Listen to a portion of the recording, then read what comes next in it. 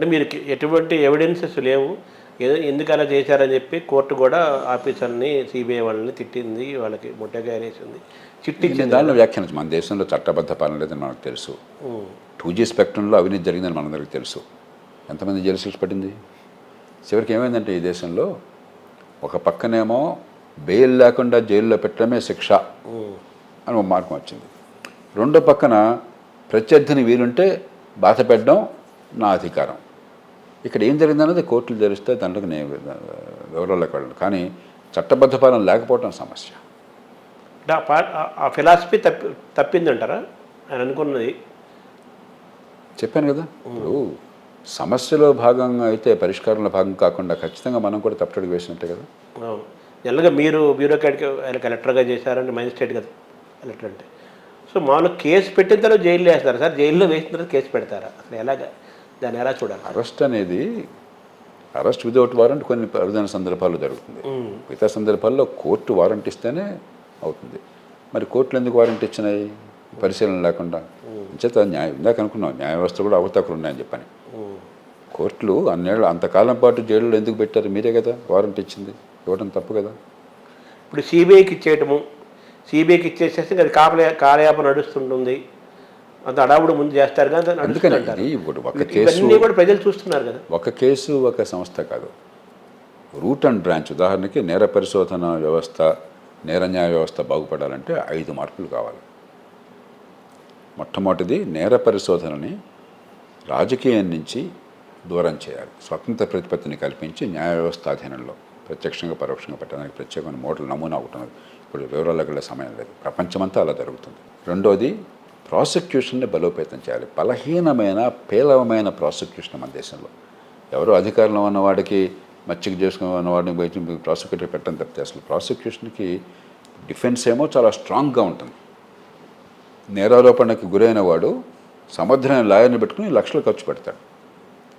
కానీ సమాజాన్ని కాపాడాల్సిన బాధ్యత ఎవరిది? ప్రాసిక్యూటర్. ఎందుకంటే నేరం జరిగింది సమాజం మీద. అక్కడ బలహీనమైనది, పేలవమైనది, కొన్ని సందర్భాలు అవినీతిమయమైనది, అసమర్థమైనది. పొలిటికల్ కూడా ఉంది కదా అక్కడ. దాని సమూలంగా పొలిటికల్ అది, దాన్ని సమూలంగా మార్చాలి. దాన్ని కూడా మన న్యాయ వ్యవస్థ పరిధిలో తీసుకురావాలి. దానిలో వివరాలు ఉన్నాయి, ఊరికే లూజ్గా న్యాయ వ్యవస్థ పరిధి అంటున్నాను. 3 ఫారెన్సిక్స్ మీద ఎక్కువ ఆధారపడాలి. మన ఫారెన్సిక్స్ చాలా వీక్ ఈ దేశంలో. దేశం మొత్తంలో 2000 నేరాలకి మాత్రమే ఫారెన్సిక్ ఈ ఫింగర్ DNA అనాలిసిస్ కెపాసిటీ ఉంది మనకి, ఇంత పెద్ద దేశంలో. చిన్న ఉదాహరణకి. 4వది ప్రొసీజర్స్, పద్ధతుల్ని సమూలంగా మార్చాలి. ఇందాక అనుకున్న ఏళ్ల తరబడి పడుతుందని చెప్పని. 5వది న్యాయమూర్తులు సమర్థుల్ని నియమించాలి, కెపాసిటీ పెంచాలి. వాళ్ళ సౌకర్యాలు పెంచడం కానీ, సంఖ్యను పెంచడం కానీ, వేగంగా రావాలంటారు. ఇండియన్ జ్యుడిషియల్ సర్వీస్ రావాలి. అది ఒకటి మార్గం, అది ఒకటే కాదు. కాబట్టి 5 సమూలంగా మార్చాలి. సో ఉన్నత న్యాయస్థానాల మార్పులు మళ్ళీ వేరే ఉన్నాయి. అంచేత ఇదేదో ఊరికి ఒక చిన్న మొక్కతనం ఇలాంటినే వచ్చేది కాదు, చాలా లోతైన అధ్యయనం కావాలి. పొలిటీషియన్లు అంటే పాలకులు, బ్యూరోక్రాట్స్ మధ్య బంధం పెరుగుతోందా, తగ్గుతోందా? దీన్ని ఎలా చూస్తున్నారు సార్? సమన్వయం తగ్గుతోంది, కోడని బంధం పెరుగుతోంది. లాలూచి పడే బంధం పెరుగుతోంది. సమాజాన్ని దోచుకోవట్లు ఇద్దరు కలిసిపోవటం పెరుగుతోంది. కానీ ఎక్కడైతే ప్రజలకు మంచి ఫలితాలు రావాలంటే సమన్వయం కావాలి. విధాన నిర్ణయించడంలో కానీ, అమలు చేయడంలో కానీ, అక్కడేమో అనవసరమైన వివాదాలు పెరుగుతున్నాయి. ఇక్కడ ఎవరిని తప్పుపడాలి ఈ 2 వ్యవస్థలు? నేను మొట్టమొదటి చెప్పాను కదా మీకు, ముగ్గురులో అందరికీ మనం చెప్తారుగా, తెల్లా పాపం తలా పెట్టుకుని అని చెప్పని అందరితో. కాకపోతే మనం ఏంటంటే రాజకీయాన్ని ఎక్కువ తిడుతున్నాం, అంత వాస్తవం కాదు. అన్ని చోట్ల వ్యవస్థీకృతమైన తీవ్రమైన లోపాలు ఉన్నాయి. అధికార దుర్వినియోగం మన సమాజంలో అంతర్భాగమైంది.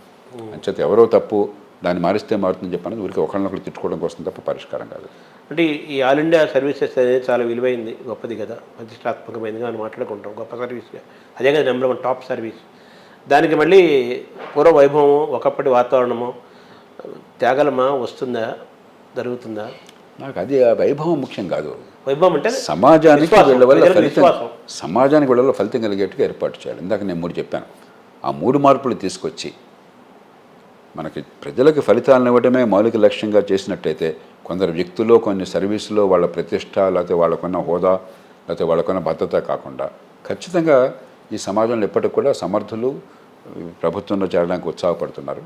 వాళ్ళని సద్వినియోగం చేసిన అవకాశం ఉంది. కానీ ఈ తీరున ఉన్నట్టయితే ఒక 10-15 ఏళ్ళు పోయిన తర్వాత సర్వీస్ చేరినప్పుడు బహుశా వెంటనే అంచనా వేయలేం. కొంతమంది కొద్ది కాలంలోనే కొంత చెడుదోవలు పడుతున్నారు అంటున్నారు, అతిశయోక్తి కావచ్చు. కానీ 10-12 ఏళ్ళు పోయిన తర్వాత 3 ప్రమాణాల రీత్యా సామర్థ్యము, చిత్తశుద్ధి, నిజాయితీ, ఈ 3 అవసరం ఒప్పుకుంటాం కదా. 3 ప్రమాణాల రీత్యా మీరు లెక్కేస్తే వేళ్ల మీద లెక్కట్టచ్చు మనకు వచ్చేవాడు. ఇప్పటికీ ఆ పరిస్థితికి వచ్చాక మనం ఆల్మోస్ట్ వచ్చాం. భవిష్యత్తు ఇలాగే ఉంటే ఇంకా గోయింగ్ టు ద డాక్స్ అంటారు. మనకి ఏమైందంటే మొదట్లో రాజకీయంలో ఉన్నవాళ్ళు ఏ తప్పు చేయరని నమ్మకం వాళ్ళకి. ఎందుకంటే స్వతంత్ర పోరాటము, గాంధీ గారి శిష్యులు త్యాగాలు చేశారు. ఆ నమ్మకం పోయాక మీకు గుర్తుండలేదు, పూర్వం అసెంబ్లీలోనో పార్లమెంట్లోనో పెద్ద చర్చ జరిగితే దానికి వచ్చిన ఒక కాంట్రవర్సీ వస్తే ఐఏఎస్ ఆఫీసర్తో ఎంక్వైరీ పెడుతున్నాను కానీ అంతా సదిమడిపోయేది. ఇప్పుడు ఎవరు దాని గురించి పట్టించుకోవట్లా. ఇప్పుడు న్యాయమూర్తులే అనుకుంటున్నారు. అది కూడా నమ్మకం పోతుంది క్రమక్రమంగా. సిట్ అంటున్నారు, సిట్కి కూడా వాల్యూ. కాబట్టి ఇప్పుడు మన వ్యవస్థని సమూలంగా ప్రక్షాళన చేయాలి, పద్ధతి ప్రకారం చేయాలి. ఇష్టం వచ్చినట్టుగా కాకుండా, పిచ్చి పిచ్చిగా కాకుండా లోతైన ఆలోచనతో చేయాలి. లోక్సత్తా ప్రజాస్వామ్యపేక్షణ చేస్తున్న పోరాటం అంతా కూడా ఏ మార్పులు ఎందుకు కావాలి, ఎలా సాధించాలి, అదే ప్రయత్నం అంతా. ఇప్పుడు యూత్ని ఇండియన్ సివిల్ సర్వీసెస్కి వస్తామంటే మీరు స్వాగతిస్తారా ఇప్పుడు ఈ రోజున్న పరిస్థితుల్లో? అంటే దేశంలో చాలా గ్లామర్ ఉంది, గిరాకీ ఉంది. నేను అసలు వాతావరణం బాగాలేదు కదా. నేను వద్దుమూరం అంటున్నాను. నేను మీరు వెళ్ళబోకండి అయ్యా, 1000 మందికి ఒకళ్ళు సెలెక్ట్ అవుతారు. సెలెక్ట్ అయిన వాడు కొమ్ములు వస్తున్నాయి, గొప్ప అని అనుకుంటాడు. వాడేం గొప్ప చేయట్లేదు, అందరూ చేయట్లేదు, కొంతమంది చేస్తున్నారు. కానీ సెలెక్ట్ కాని వాడు నిరాశపడుతున్నాడు, నా జీవితం అంతా వృధా అయిపోయింది ఏడుస్తున్నాడు. అది పద్ధతి కాదు. ఉద్యోగాల కల్పన ప్రభుత్వంలాగా జరిగేది బయట జరుగుతుంది, మార్కెట్లో జరుగుతుంది.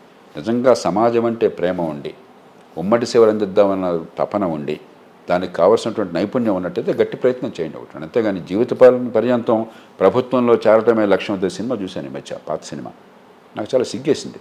ప్రభుత్వంలో ఉద్యోగం రావటమే లక్ష్యం అట, సినిమా అంతా దాని చుట్టూ తిరుగుతుంది. అంటే ఏమి ప్రతిపాదన చేస్తున్నాం మనం? సమాజంలో మన అవసరాలన్నీ తెలియదు, సమాజంలో ఉత్పత్తి వల్ల. అక్కడ కాదు ఉపాధి వచ్చేది గవర్నమెంట్లో గుమస్తా వల్ల ఏం ఉపాధి వస్తుందండి? ఏం ఉద్యోగం, ప్రజలకు ఏమైనా సేవ అందించేది? ఏం మాట్లాడుతున్నాం మనం? అంటే మన ఆలోచన వక్రం పట్టింది, ఒక ఫ్యూడల్ ఆలోచన ఇది. దాని నుంచి బయటపడాలి. సో మనలో మాటగా మీరు చెప్పాలి అనుకుంటే వ్యవస్థ నిర్మాణంలోనూ ముఖ్యమైన 3 వ్యవస్థల్లోనూ మార్పు వచ్చినప్పుడే మన అనుకున్న ఫలితాలు వస్తాయి. ఈలోగా మళ్ళీ చెప్తున్నాను, అత్యద్భుతమైన వాళ్ళు 3 రంగాల్లో ఉన్నారు. రాజకీయంలోనూ, పరిపాలనలోనూ, న్యాయ వ్యవస్థలో వాళ్ళు ఉన్నారు. కాబట్టి కొంతమంది ఈ వ్యవస్థలో ఉన్న భారాన్నంతా మోస్తున్నారు, ఉన్నంతలో కొద్దిగా ఫలితాలు సాధిస్తున్నారు. వాళ్ళు పెరగాలి, ఆ సంఖ్య పెరగాలి, వాళ్ళ సంఖ్య పెరగాలి, అలాంటి వాళ్ళకి ఆదరణ పెరగాలి, వాళ్ళని గౌరవించాలి. దానికి వ్యతిరేకంగా ఉన్న వాళ్ళకి కొంచెం శిక్ష పడుతుందని భయం ఉండాలి. మూర్ఖుడిని, దుర్మార్గుడిని అందరం ఎక్కించి తర్వాత కన్నీడు గారిస్తే ఉపయోగమే ఉంది? అవును. మీరు ఈ సిబిఐలు ఇవి కూడా వ్యవస్థలో భాగమే కదా, ఇవి కూడా వ్యవస్థలే అన్ని చోట్ల. ఇప్పుడు సిబిఐలో మంచి ఏర్పాట్లు ఉన్నాయి కానీ అమలు చేయట్లేదు సరిగ్గా. తర్వాత పొలిటికల్ లెక్కల ప్రకారం కూడా ఎవరిని ఇబ్బంది పెట్టాలంటే కేసులు తిప్పటం, ఆఫీసర్లు, ఇదంతా కదా మనం ప్రతి సీజన్కి మారుతోంది కదా. బడితో ఉన్నవాడిదే బర్రె అయిపోయింది, అది పోవాలి.